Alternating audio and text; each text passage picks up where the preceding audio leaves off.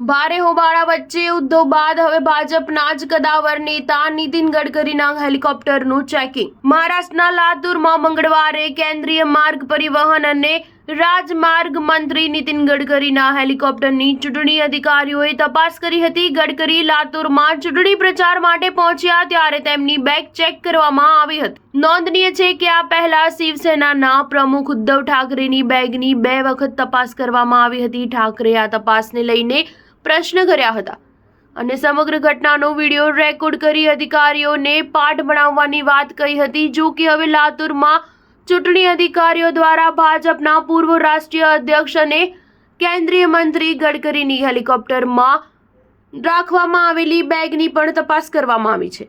આ પહેલા પણ ઉદ્ધવ ઠાકરેની બેગની તપાસને ચૂંટણી પંચે એસઓપીનો ભાગ જણાવ્યો હતો।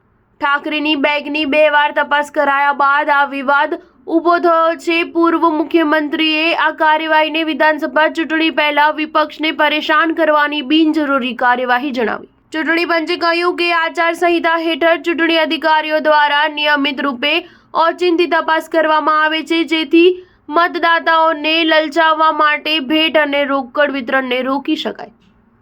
ઉદ્ધવ ઠાકરેની બેગ પહેલીવાર સોમવારે યવતમાલમાં હેલિકોપ્ટર લેન્ડિંગ બાદ ચેક કરવામાં આવી હતી। બીજા દિવસે ઠાકરે હેલિકોપ્ટરથી એક રેલી માટે લાતુર પહોંચ્યા હતા। ત્યાં ફરી તેમના સામાનની તપાસ કરવામાં આવી હતી। સ્ટાર ન્યૂઝ 7 હંમેશા સચ્ચાઈની સાથે।